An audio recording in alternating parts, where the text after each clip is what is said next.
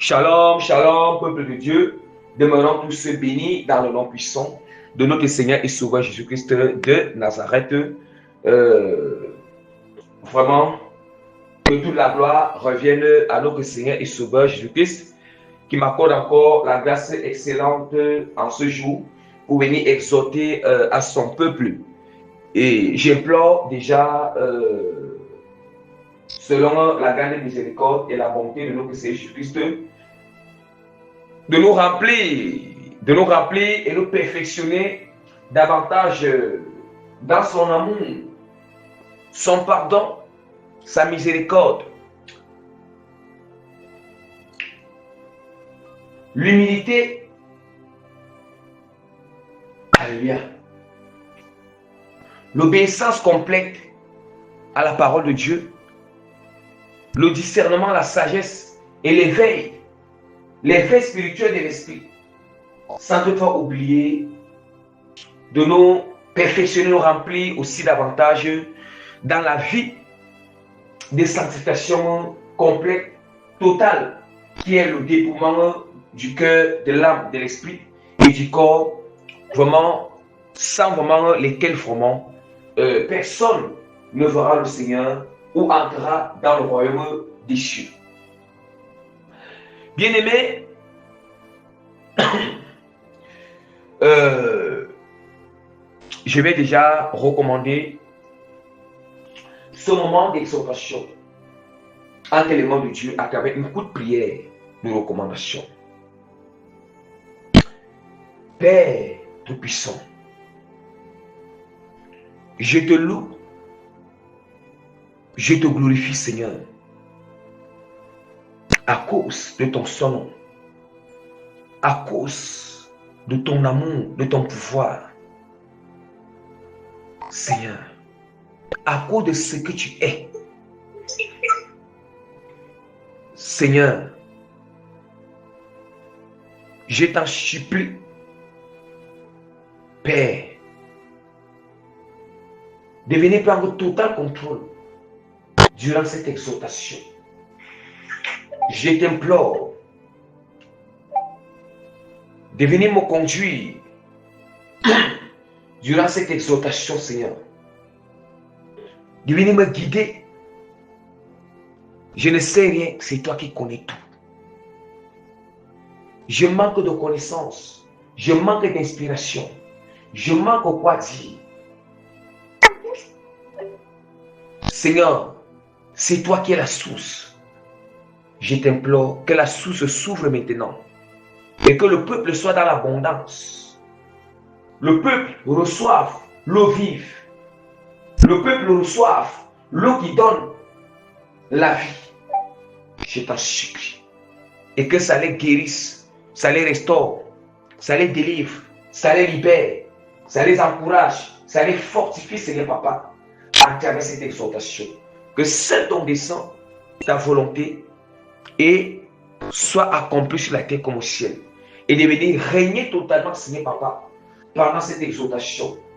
De dominer, Père, de neutraliser toute chair, tout esprit, toute pensée impure, toute dispersion qui pourra rôder tout autour de moi-même qui suis en train d'exhorter et de tous ceux qui vont écouter au nom puissant de Jésus-Christ de Nazareth. Amen. Alléluia. Que toute la gloire revienne encore à notre Seigneur et Sauveur Jésus-Christ de Nazareth. Je vais annoncer rapidement le thème de notre exhortation qui est intitulée sur Dieu met toujours une porte ouverte devant ceux qui vivent et demeurent fidèles à sa parole et à sa parole sans se détourner. Bien aimé, vraiment, excusez-moi de répéter encore ce thème. Le thème de notre exhortation est intitulé sur Dieu met toujours une porte ouverte devant ceux qui vivent et demeurent fidèles à sa parole sans se détourner. Bien aimé, j'ai toujours posé cette question quand j'annonce le thème. Parce qu'à base du thème, on doit être attentif. Alléluia. Notre esprit doit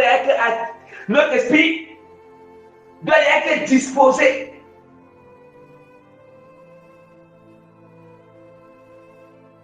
Il faut déjà que nous comprenions déjà la portée du terme, les expressions qui sortent dans le terme, les mots bien-aimés. C'est pas. Si nous comprenons, dès que Dieu met toujours, je vais aller doucement, Dieu met toujours une porte, bien-aimé, ouverte devant ceux qui vivent et demeurent fidèles à sa parole sans se détourner. Bien-aimé, laissez-moi d'abord faire les choses comme à l'école primaire. Il faut que je souligne d'abord quelques mots. Les mots très importants. Parce que déjà, on dit que c'est le Seigneur qui est notre enseignant, c'est lui qui est notre enseignant. Même si c'est lui qui est en train d'enseigner là, c'est pas lui, c'est lui qui enseigne. Donc nous sommes tous chrétiens, tous serviteurs devant le Dieu et chrétiens, nous sommes les enfants devant le Seigneur. Donc un enseignement qui sort là, ça ne vient pas de nous, ça vient de Dieu.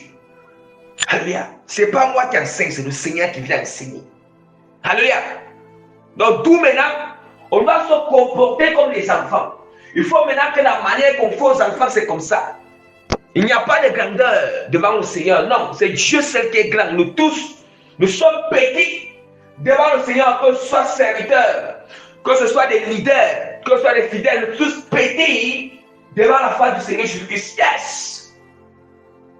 Bien-aimés, soulignons d'abord quelques mots. Nous allons souligner toujours. Bien-aimés, toujours la prière nous dit quelque chose. Toujours, nous connaissons ce qui veut dire toujours. Toujours, ça veut dire que, bien aimé. Donc, la chose ça ne manque jamais. Vous voyez, ça ne manque jamais. C'est toujours disponible. C'est nous qui ne connaissons pas comment jouir de cette disponibilité. Rester dans cette disponibilité de la porte de Dieu qui est toujours ouverte. Accéder à cette porte. On a souligné toujours. Soulignons encore. Porte. Porte ouverte. Porte ouverte, bien, quand on parle de porte ouverte, c'est parce que quelque part, il y a aussi souvent une porte fermée. Quand on parle de porte ouverte, ça signifie que ça signifie qu'il y a quelque chose après la porte. Si je franchis la porte, j'accède à cette porte ouverte. Il y a quelque chose là-bas à l'intérieur. Quelque chose là-bas à l'intérieur que, bien aimé, que le Seigneur souhaite me donner. Le Seigneur souhaite me confier. Bien aimé, et c'est pas. Ah, bien aimé. Soulignons encore. Qui vivent et demeurent fidèles à sa parole et ne s'en détournent point. Qui vivent et demeurent, ça veut dire que cette porte ne peut être ouverte. Les portes ne restent être ouvertes à ceux-là, bien aimé, qui vivent et qui vivent selon la parole de Dieu et qui sont fidèles à la parole de Dieu. Qui demeurent, ça veut dire qu'ils ne sortent pas, ils ne s'en détournent pas. Bien aimé, continuons. Je vais déjà rapidement ouvrir Apocalypse chapitre 3, verset 7 à 15, pour que nous allons comprendre quelque chose. Nous allons comprendre. Je lis au nom de Jésus-Christ. Je vais d'abord lire rapidement et puis je vais venir expliquer encore à nouveau. Et Apocalypse chapitre 7, verset 7 à 13. écrit à l'ange de l'église de Philadelphie, voici ce que dit le seul véritable, celui qui a la clé de David, celui qui ouvre et personne ne ferme, celui qui ferme et personne n'ouvrira. Je connais tes œuvres. Voici parce que tu as peu de puissance et que tu as gardé ma parole et tu n'as pas régné mon nom. J'ai mis devant toi une porte ouverte que personne ne peut fermer. Voici, je donne de ceux de la synagogue de Satan qui se disent juifs et ne le sont pas, mais qui mentent. Voici, je les ferai venir se prosterner à tes pieds et connaître que je t'ai aimé parce que tu as gardé la parole de la persévérance en moi. Je te garderai aussi à l'heure de la tentation qui va venir sur le monde entier pour éprouver les habitants de la terre. Je viens bientôt. Retiens ce que tu as afin que personne ne prenne ta couronne. Celui qui vaincra, je ferai de lui une colonne dans le temple de mon Dieu et on n'en sortira plus. J'écrirai sur lui le nom de mon Dieu et le nom de la ville de mon Dieu, de la nouvelle Jérusalem qui descend du ciel auprès de mon Dieu. Mon nom nouveau, que celui qui a des oreilles entende ce que l'Esprit dit aux églises. Alléluia. Bien-aimés, vous savez que j'aime toujours repasser la deuxième fois pour prêcher, exhorter les profondeurs. Alléluia. On dit que, écrit à l'ange de l'église de Philadelphie, voici ce que le Seigneur, le Saint, le véritable, celui qui a la clé de David, celui qui ouvre et personne ne ferme, celui qui ferme et personne n'ouvrira. Bien-aimés, nous comprenons déjà que on ne parle que c'est Jésus-Christ. Jésus-Christ, c'est lui qui a la clé de toutes choses. C'est Jésus-Christ qui a la clé de toutes choses. Vous voyez? Il dit que c'est lui qui ouvre et personne ne ferme. Ça veut dire que l'ennemi peut bloquer une porte. L'ennemi peut bloquer une porte avec un cadenas. Avec tout ce qu'il peut bloquer. Il peut souder cette porte. Il peut tout faire. Mais le Seigneur Jésus-Christ, il a la clé pour ouvrir les portes que l'ennemi lui bloque là. Ah oui. Parce qu'il y a des portes que c'est l'ennemi qui bloque. Il y a aussi des portes que c'est Dieu même qui ferme. Il faut aussi que nous comprenions comme ça. Il y a des portes. Il y a des blocages que c'est Dieu même qui a bloqué. Il y a aussi des blocages que le diable qui a bloqué. Maintenant, à n'importe quel blocage, n'importe quelle fermeture de la porte, c'est le Seigneur Jésus-Christ qui détient la clé de l'ouverture. Et c'est nous comprenons. Il détient la clé de l'ouverture. Or, il a une trousse de clés. Bien aimé, le Seigneur Jésus-Christ, soit, vous savez parce que le roi monsieur est tellement, le roi monsieur, le Seigneur, il peut concevoir des choses de plusieurs manières. Soit il peut avoir une trousse de clés qui ouvre, une trousse de clés qui a différentes clés de chaque blocage, de chaque fermeture d'une porte. Soit il peut avoir une seule clé qui ouvre tous ces blocages. Une clé réversible, une clé vraiment, une clé multifonctionnelle. Vous voyez? Multifonctionnelle, bien aimé.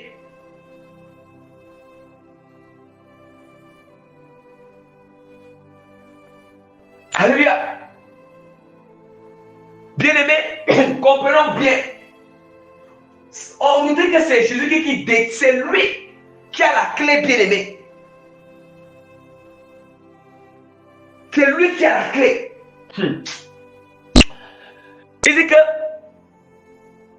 Il dit que c'est lui qui ouvre et personne ne fermera. Et personne ne fermera. Est-ce qu'on entend?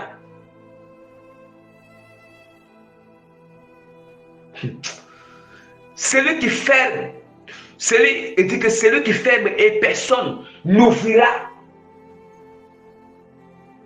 Bien, quand le Seigneur dit non, c'est non. Quand le Seigneur dit que non, c'est non. Quand le Seigneur dit que l'heure n'est pas encore arrivée, l'heure n'est pas encore arrivée, il dit que l'heure n'est pas encore arrivée. elle n'est pas encore arrivée, ça veut dire qu'il se rassure lui-même de fermer cette porte.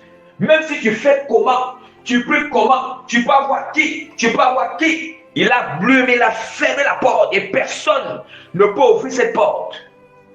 Même si quelqu'un peut avoir le féticheur, il peut avoir le marabout, quand il dit que lorsqu'il ferme, personne ne peut ouvrir.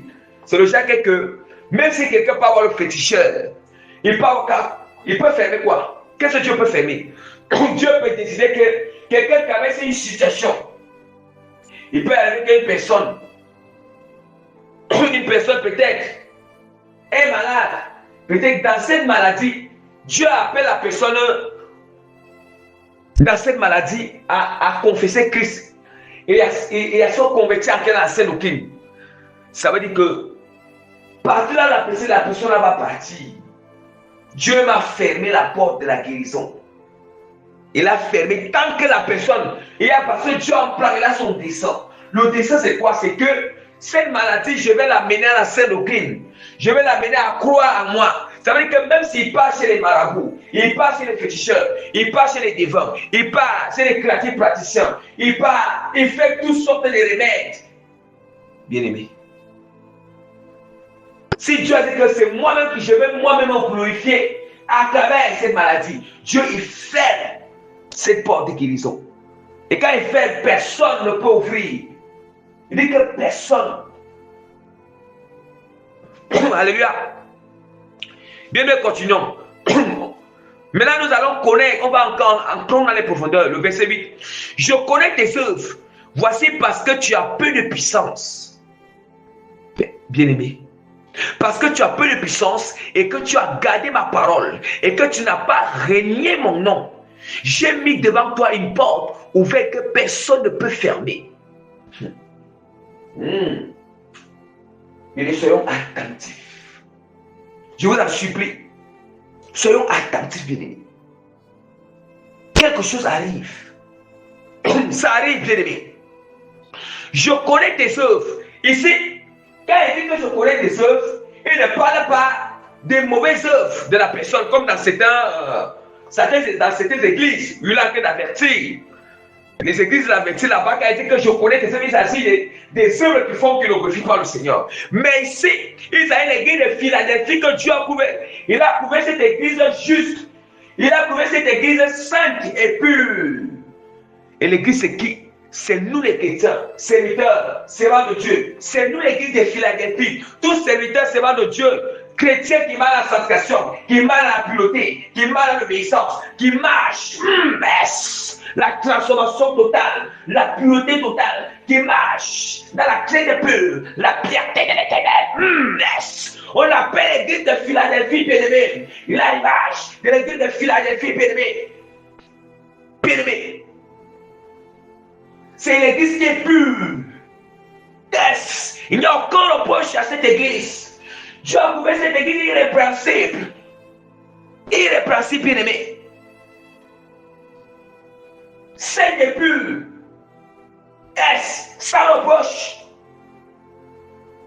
Il dit, je connais tes œuvres. Oh, sans reproche, c'est quoi? Quand notre conscience ne nous juge pas. Si je dis que c'est la scène aucune, mais je sais que ma conscience me juge sur ce que Dieu me demande de faire, bien aimé. Non, bien aimé. Là, il y a quelque chose qui manque pour qu'on soit l'église de Philadelphie, bien aimé. Parce que cette église est sans reproche. Parce que à part l'église de Philadelphie et l'église de Smyrne, que le Seigneur n'a pas reproché. Mais les autres 5 églises, le Seigneur les a reprochées de quelque chose. Parce qu'il était parié sur quelque chose. Mais nous alors, si nous sommes à la scène doctrine, et que quelque part notre conscience nous juge, nous sommes conscients qu'ici, il y a quelque chose qui ne va pas. Nous ne sommes pas encore l'église de Philadelphie. Non. Il faut qu'on s'aligne pour que nous soyons l'église de Philadelphie, bébé, sans reproche devant le Seigneur, irrépréhensible, sans tache ni ride. Alléluia. Maintenant, c'est cette église qui dit que je connais tes œuvres. Ça veut dire que ces œuvres, il fait les bonnes œuvres. Toutes ces œuvres sont les bonnes œuvres à toutes choses. Et ce sont rien. Bien-aimé. Les bonnes actions pour le Seigneur. Les bonnes œuvres pour le Seigneur. Il le fait par amour. Et puis il dit, voici parce que tu as peu de puissance. Bien aimé, nous savons que lorsque nous sommes dans la scène au crime, il y en a certaines choses que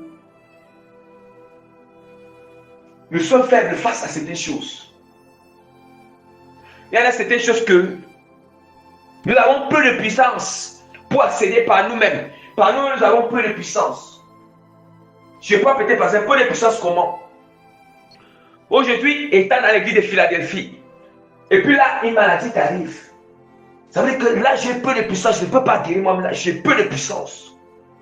Oui. Alléluia. J'ai peu de puissance. Il arrive. Il y a des situations qui se présentent. Et que dans ces situations, moi-même, je ne peux rien. Ça veut dire que j'ai peu de puissance. Bien aimé. Il peut arriver que je reste dans un lieu vraiment, où vraiment, je ne sais pas quoi faire. Je ne sais pas comment avoir la solution pour sortir dans ce lieu. Afin que je sois dans un lieu encore plus bien pour faire la volonté du Seigneur. Mais j'ai peu de puissance. Je ne sais pas. Je manque de puissance. Je manque de moyens. Je manque vraiment, je ne sais pas. Là, j'ai peu de puissance. Ça veut dire que c'est comme quelqu'un peut avoir une souffrance de quelque chose. Une souffrance, une douleur. Une douleur. Ou bien quelqu'un a brisé ton cœur. En fait, tu ne sais pas comment guérir ton cœur. Tu as peu de puissance. Quand il dit que ça veut dire que malgré que j'ai cette peu de puissance, je continue encore à garder sa parole, à rester fidèle. Je ne le réunis pas. Malgré cette maladie que j'ai, et j'ai peu de puissance pour que moi je me guérisse moi-même. Je ne réunis pas le Seigneur, mais j'obéis davantage à sa parole. Je demande à sa parole. Est-ce que nous comprenons la portée? Je demeure fidèle à sa parole. Je garde sa parole. Oui. J'ai peu de puissance pour avoir telle chose, accéder à telle chose. Mais cela ne m'empêche pas de garder sa parole. Je suis dans une douleur. Ça ne m'empêche pas de garder sa parole. On m'a blessé, on m'a déçu. Bien aimé. J'ai peu de puissance, mais ça ne m'empêche pas de demeurer à sa parole, de demeurer fidèle à ses instructions, à la sainte doctrine du Seigneur. Dans les bonnes œuvres que je suis en train de faire pour le Seigneur. Bien-aimé. Et que voici parce que tu as peu de puissance et que tu as gardé ma parole. Et que tu as gardé ma parole. Bien-aimé, tu as gardé ma parole et que tu n'as pas renié mon nom. J'ai mis devant toi une porte ouverte que personne ne peut fermer. Ça veut dire, il parle ici que tu as gardé ma parole et tu ne m'as pas renié. Là, il a encore de conjuguer, il conjugue ça au passé. Il conjugue au passé. Parce que là, il dit que j'ai mis une porte devant toi. Cette porte, il a encore de conjuguer au présent. Au présent, bien aimé. Donc, nous comprenons qu'il y a que l'action de garder sa parole, de rester fidèle à sa volonté, ne pas le renier à sa parole, cette action a déclenché, ça a déclenché une ouverture de la porte. Une ouverture de porte que le Seigneur fait que cette porte ne peut pas se fermer. Mais je ne sais pas si nous comprenons.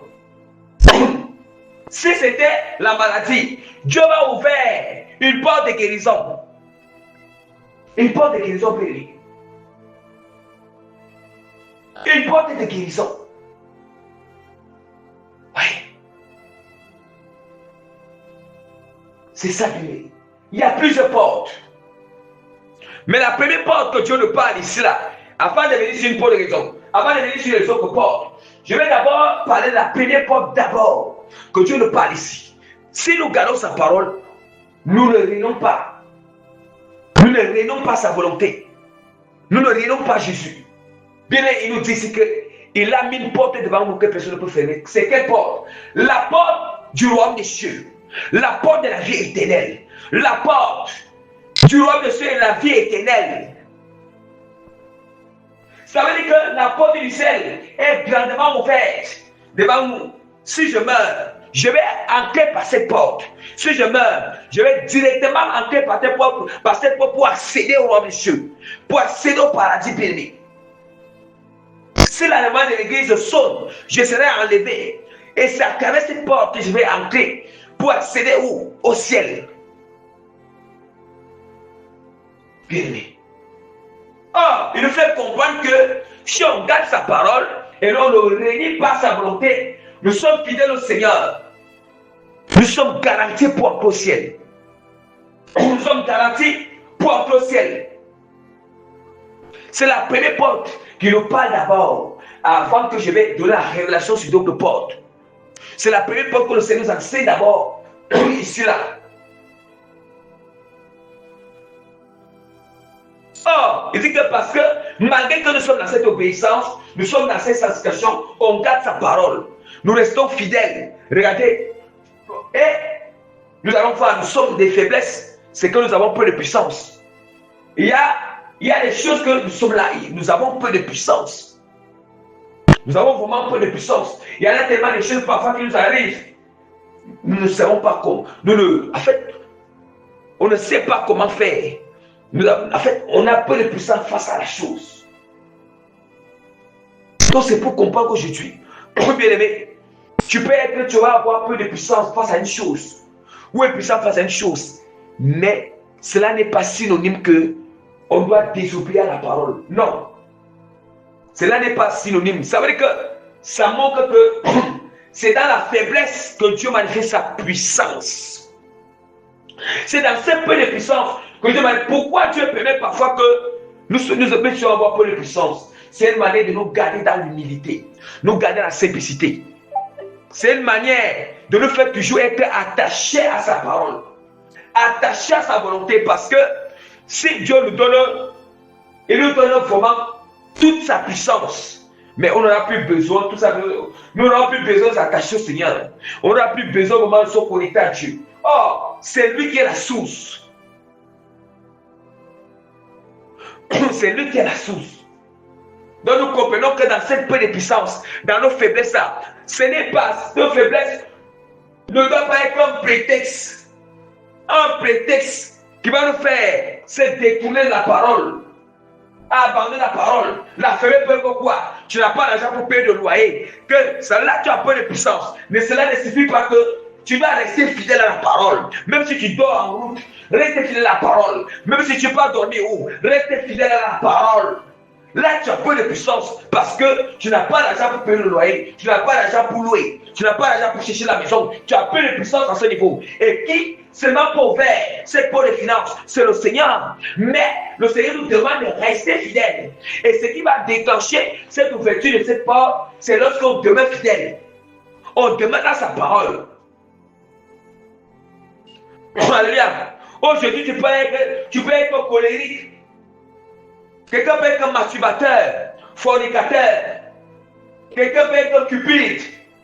Mais il a peu de puissance pour délivrer lui-même de cet esprit. Mais ce qu'il doit faire, il doit demander dans la parole, c'est demander la parole, il doit se disposer. Il doit avoir une bonne volonté. C'est ce que Dieu lui demande. Maintenant, Dieu va déployer la puissance de délivrance dans sa vie bien-aimée. Il va ouvrir une porte de délivrance. Une porte que personne ne pourra fermer. Après avoir que la personne demeure fidèle. S'il y a encore des liens familiers qui essaient de retenir quelqu'un captif. Alléluia. Ou des liens de péché qui retiennent quelqu'un captif. Je ne sais pas. Ou en plus de quelconque. Ou bien aimé, le Seigneur te dit aujourd'hui. Dieu vient te dire aujourd'hui que restez seulement fidèle à sa parole. Il sait que tu as peu de puissance. Il sait que oui, tu as peu de puissance. Mais il dit que reste fidèle dans sa parole. Ne renie pas son nom à cause du lien qui n'est pas encore brisé là. À cause de ce genre de traverse là. À cause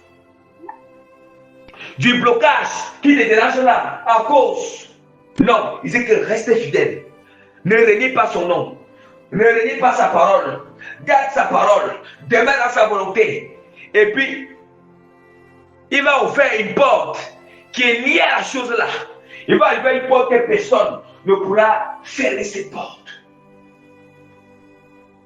Est-ce que nous comprenons? Il y a la porte de délivrance, la porte de restauration, la porte de guérison, la porte. Vous voyez? C'est ça, bien-aimé. Ah oui.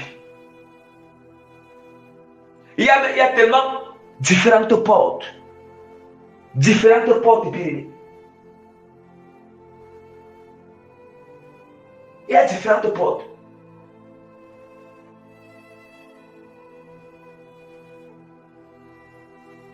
Ici, parce que ce n'est pas l'enseignant. Je m'excuse, parce que ce n'est pas l'enseignement ici là. Si c'était l'enseignement, j'allais détailler certaines choses, mais comme c'est l'exhortation. Alléluia. Et la parole du Seigneur nous continue, nous dit que, donc nous comprenons alors, nous comprenons que dans notre vie là, c'est ce que j'avais dit l'autre jour par la grâce du Seigneur. Dieu, parfois, quand nous sommes encore dans la tiédeur ou païen, oui, Dieu, dans sa grâce, son amour, peut nous ouvrir, il peut nous ouvrir certaines portes. Mais il y a d'autres portes que dans notre vie là. C'est seulement si on ne confesse pas comme Seigneur Sauveur, on ne se répand pas de nos péchés, et que, bien aimé, on n'obéit pas à la parole, on ne pratique pas, on ne vit pas la parole, on ne vit pas la sainte doctrine, on ne reste pas fidèle. Dieu nous éprouve, on ne se laisse pas briser, nous ne sommes pas transformés par le Seigneur. Je vous assure, la personne, Dieu ne vous ouvrira jamais ce type de porte à ces personnes-là. Je vous assure, il y a des portes spéciales que Dieu ne peut pas ouvrir ça. Si la personne n'a pas d'avoir accepté Jésus-Christ comme Seigneur Sauveur, s'il ne sait pas répartir ses péchés, il ne sait pas traiter ses péchés, il ne s'aligne pas à la parole, et Dieu l'a prouvé pour un taillesse. Comment il demeure? Est-ce cet esprit de l'éternel? Est-ce prêche à ton peuple, bien-aimé. Comprenons la portée. Je répète encore que étant païen chrétien, il y en a certaines portes que le Seigneur peut ouvrir. Ce n'est pas son amour.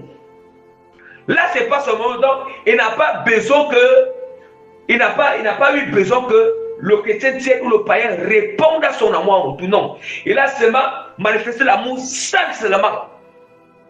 Seul seulement. Malgré que le chrétien, le païen dans son péché et dans les choses qui le glorifient par le Seigneur, des choses qui donnent la promission devant le Seigneur, mais il a, dans son amour, il les a ouverts, il les ouvre certaines portes. Mais ça veut dire que c'est restreint. Et on peut la restriction de l'ouverture des portes. Yes! Mais bien, mais pourquoi Dieu laisse la restriction? Yes! Le Seigneur ôte la restriction. Pour que certaines portes soient ouvertes, des choses majeures de notre vie, je vous assure. Là, il faut vraiment que nous entrons dans la scène, qu'on confesse d'abord juste comme Seigneur Sauveur. C'est ça, bien-aimé. Et puis on se répand sincèrement de tous nos péchés, les êtres ténèbres qu'on a fait dans le monde. On renonce à nous-mêmes. On renonce au monde. On abandonne le péché. Alléluia. C'est ça. On marche, on vit la parole, sanctification, intégrité, justice, gratuité totale, honnêteté bien-aimée, yes, transparence, Saint-Esprit éternel, sincérité bien-aimée, piété, obéissance totale, complète à la parole, détachement de toutes choses que nous glorifie par l'éternel dans notre cœur. Et ça ne finit pas. Et puis il fixe un temps encore pour nous éprouver, pour que ces choses soient imprégnées à nous, bien-aimés. Bien-aimés, rendons gloire au Seigneur. Donnez gloire à Dieu, bien-aimé. Parfois, Dieu nous forme. On se dit que vraiment c'est dur, on se dit que vraiment ce n'est pas facile. Mais je bénis Dieu. Je dis sois merci à Dieu. C'est Dieu qui connaît. Parce que l'âme est tellement facile L'âme est tellement facile, bien aimé, à se soumettre au penchant.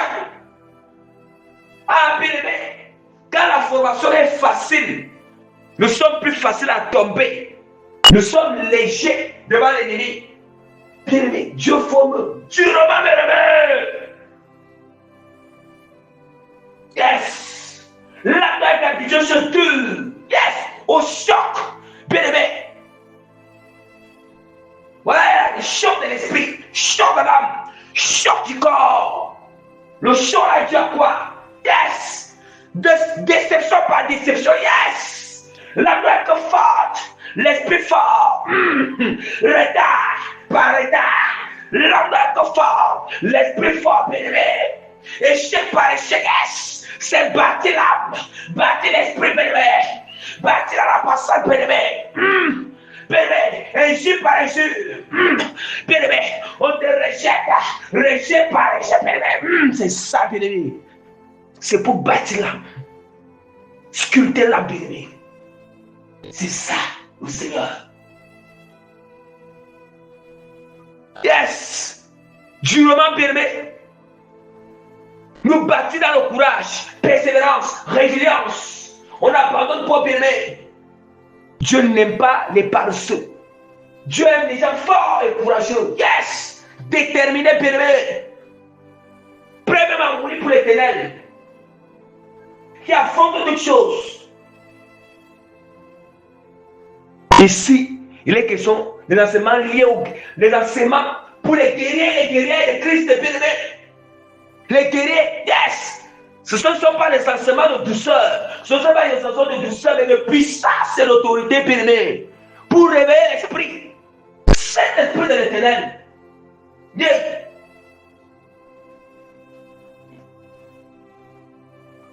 Alléluia.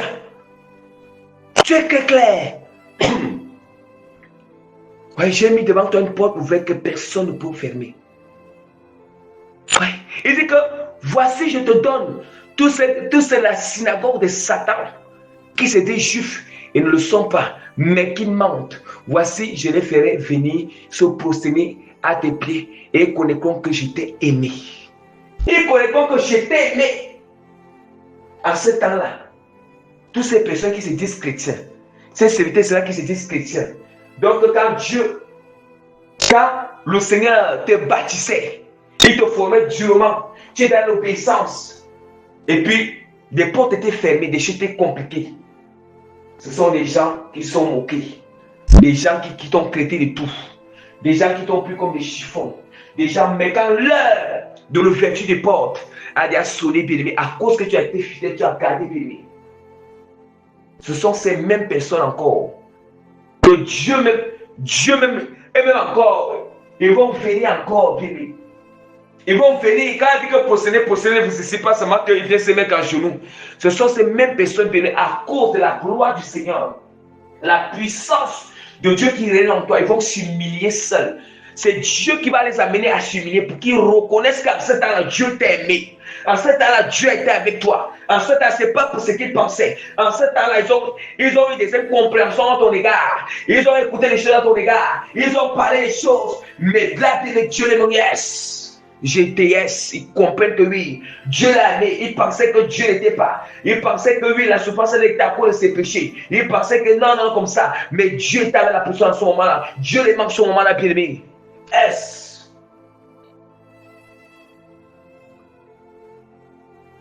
Et c'est la même manière lorsque le Seigneur viendra enlever l'église.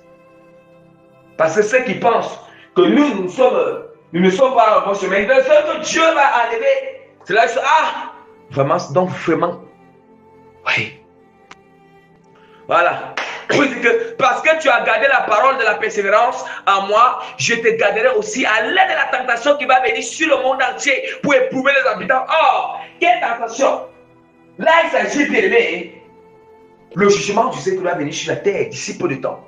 Le jugement de Dieu qu'on nous parle dans l'Apocalypse, les 7 sceaux et le jugement du Seigneur. Parce que l'église ne sera pas enlevée au début de cette tribulation. Vraiment, je m'excuse pour les gens qui disent que l'église sera enlevée, vraiment au début de cette tribulation. Jamais la parole de Dieu ne nous enseigne pas ça. Plutôt l'église sera enlevée vraiment à un certain niveau, soit au milieu des grandes tribulations, au milieu ou bien juste à un niveau. C'est là où l'église sera enlevée. Mais pendant ce laps de temps-là, il y aura le jugement du Seigneur selon il y a sur la terre. Il y a les 7 sceaux qui sont ouverts, le jugement de Dieu qui sont là, nous connaissons tous les événements qui vont se manifester. Mais Dieu dit qu'en ce moment-là, il nous gardera. Il nous gardera en ce moment-là parce que nous avons gardé sa parole. Il dit, il va éprouver le monde entier à travers ces événements qui vont venir. Éprouver comment? Pour qu'ils voient leurs propres œuvres. Ils voient si ils vont se répartir ou pas. Oh, Dieu voit les éléments des 7 sceaux et le jugement pour que vraiment les habitants de la terre se répandent. L'humanité se répande. Mais d'autres ne vont pas se répartir. Il y en a beaucoup qui vont aussi se répartir. C'est pour éprouver. Mais il dit que nous, Dieu qui nous a préparé en avance. Nous avons gardé la parole. Avant ces 7 sceaux et ces jugements, il va nous garder à ce moment-là, bien. Dieu fera grâce et viendra enseigner. Parce que je n'ai même pas encore commencé à enseigner ce qui concerne le mal d'église, les autres états d'enfants, les grandes tribulations, et tout ce, je n'ai pas encore touché ces choses. Mais je ne suis pas encore arrivé là-bas.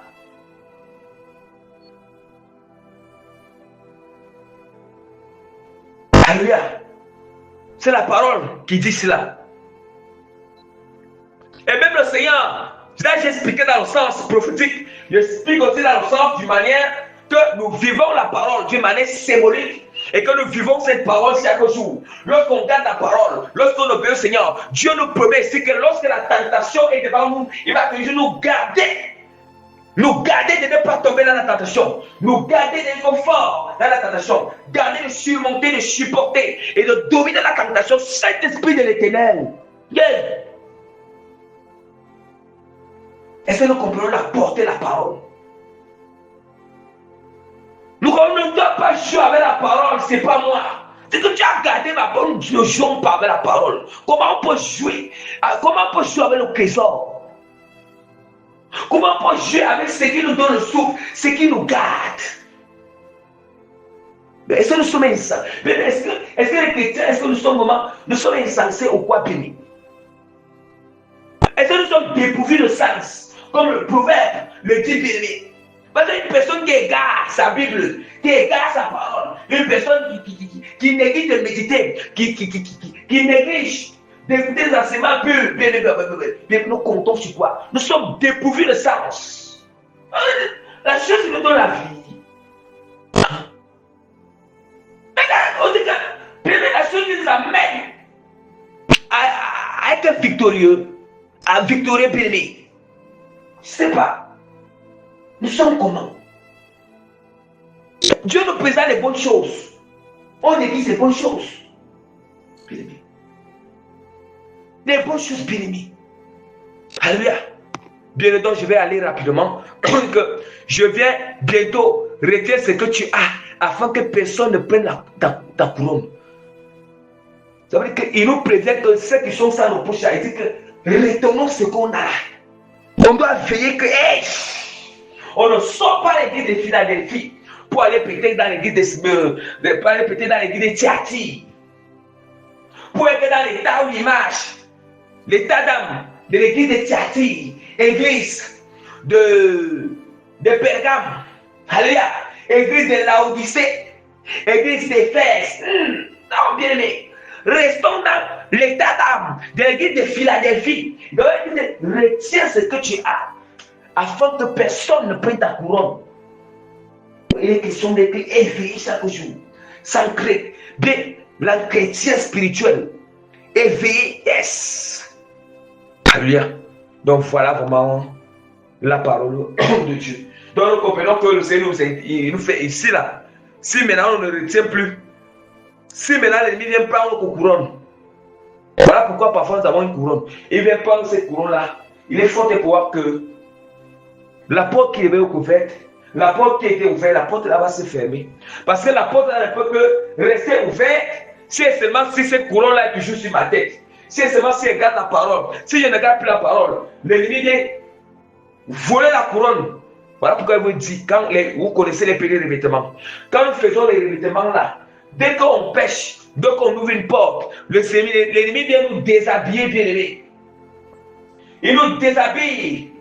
Ah oui, c'est ça. Et on doit chercher à récupérer encore nos héritages spirituels, à récupérer les étoiles, à récupérer la destinée, à récupérer nos couronnes, à récupérer. Ah oui, on doit chercher à récupérer, bien aimé. Or, pour récupérer, il faut d'abord chercher où est-ce que je ouvres une porte, je me répands. Après la série pensée, je me purifie, après la purification. Yes! Priez directement davantage, pour réclamer davantage, bien aimé. Mais il faut d'abord bien chercher où j'ai une nouvelle porte, où il faut manger le péché, où c'est très important. Donc voilà pourquoi vous allez constater que j'aime toujours, par la grâce du Seigneur, j'aime toujours amener à faire que nous faisons le prières de rythme à tout moment.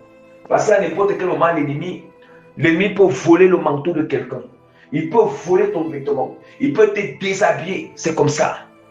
Tu penses que tu as encore le vêtement spirituel, tu n'as plus. Tu penses qu'il y a encore l'héritage spirituel en quoi? Il a tout dévoré. Et c'est ça. C'est ça qui fait que parfois il dévore. C'est ça. Et ça se recouvre que nous sommes dans une honte. C'est comme si quand l'ennemi vient à lever ses vêtements, nous allons voir, c'est comme si les gens nous voient seulement comme le déchet.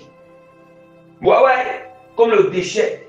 Tout le monde met la bouche sur toi, tout le monde te prend comme un déchet, on te parle n'importe comment. C'est ça parce qu'il n'y a pas quelque chose comme toi qui les influençait. Une lumière qui influençait.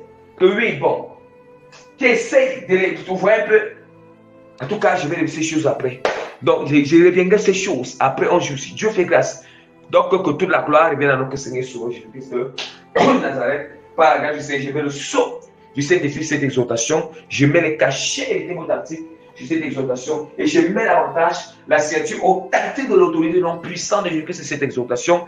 Et je scelle à ce moment l'accomplissement de l'impartation positive, des transformations et des changements des cœurs à l'esprit qui vont écouter dans la discussion non puissante de Jésus-Christ de Nazareth.